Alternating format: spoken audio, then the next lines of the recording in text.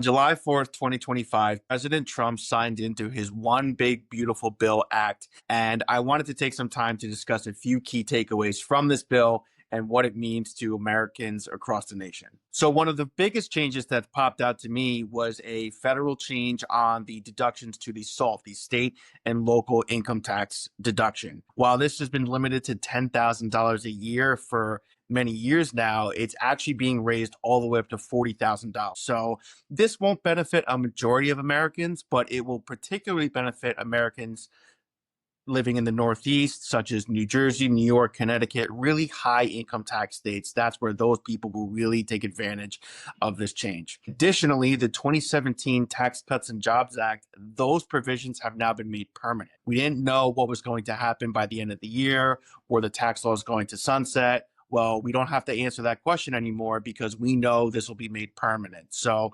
tax rates across the board will be lower and the higher standard deduction will remain universal for all American citizens forever now, unless Congress decides to pass another law in the future changing it. But we know that at least for now, this is permanent, which is, I think, a really good sign. And it's making tax filing so much simpler for a lot of folks. On one of the downsides, one of the EV credits has been, or it's going to be eliminated later this year. So if you're thinking about purchasing an electric vehicle, new or used, you will no longer be able to claim the clean energy credit on EVs. And small businesses are actually going to really benefit. They can now take a 100% first year deduction on any capital equipment or research that they put into place in their business. So this is huge because a lot of businesses were not able to do this. This happened during COVID. They were allowed to for 1 year only, and then that provision went away. So now it's being brought back. So businesses can take a 100%